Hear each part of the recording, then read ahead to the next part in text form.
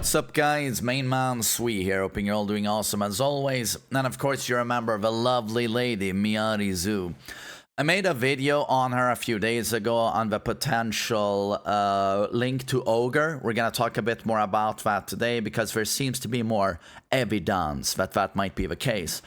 But first off, I wasn't happy with her facial model. She looked so fucking painfully generic. She looked like any other Tekken female character, to be honest. I mean, with pink hair, it's basically Alyssa. And I wasn't the only one who felt that way. A lot of people felt she was too generic and that her concept art looked 100 times better and her face had way more unique features. And it seemed like they listened. They've actually touched up on the model and this is the result. They have given us a few screen grabs. It's not a gigantic difference, but it's certainly tuning the jaw, the mouth, the eyes, the nose a little bit to make her look at least a little bit more like her concept art. I still think the concept art looks much better, but it's nice to see that they're paying attention to community feedback and they did something to make her look a bit better. It's another one, and you can see that she's looking more like a unique character here.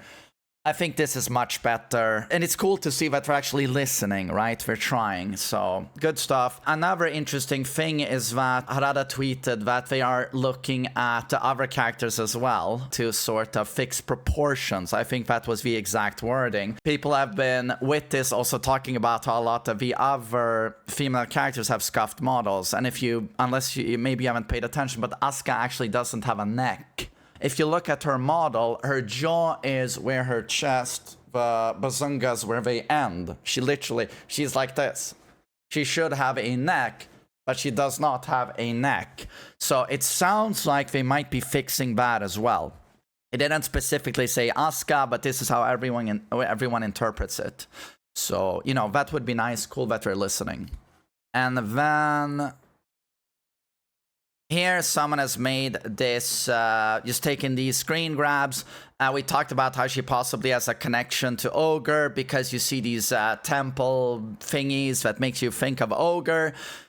You see these ankle bracers. I don't know what these are called, but immediately makes you think of Ogre. They are quite similar, are they not? And on the ones she has on her wrists, they actually have engravings with the Infinity Ouroboros symbol that True Ogre has tattooed to his shoulder. Same symbol, right? Harada tweeted that in the Tekken 3 era. I mean, he drops these lore nuggets all the time. I know he just pulls them straight out of his ass, like he makes it up as he goes, and I love it. But you can't take FGC or Tekken stories too seriously. But so now he says, in the Tekken 3 era, the official setting materials included in the strategy guide stated that did it. Ogre is not a singular being. Instead, there's at least one ogre in every continent, archipelago, and island nation. I mean, I was there for Tekken 3, you know, I'm pretty old.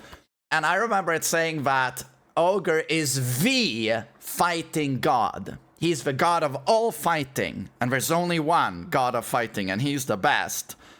And he goes around, walks around the earth, goes from continent to continent, and assaults the best fighters in the world to kill them, and then he takes their fighting prowess.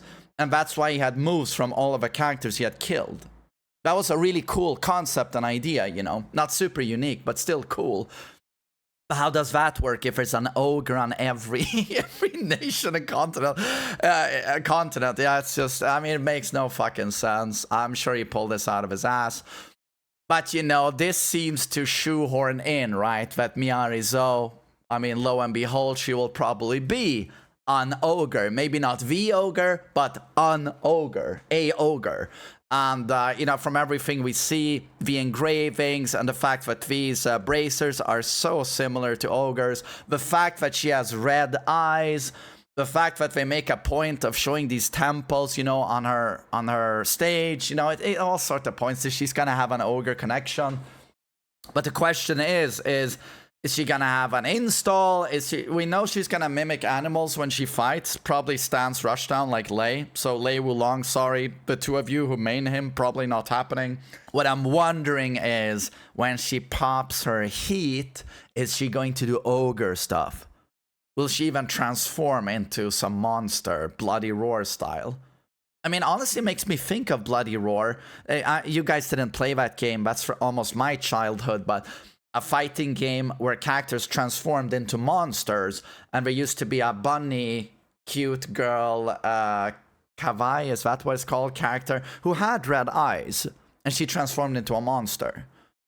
Almost makes me think of this, to be honest. We'll see. I mean, I'm actually excited to see her character trailer, you know, with this possible connection. But so anyway, some news on this character. You know, I like that they listened. Let's see if Ogre Asuka can grow a neck. And you know, updated facial model was good. So yeah, can't wait to see her trailer. I'm actually pretty excited. Some news there. Hope you all have a great day. Take care.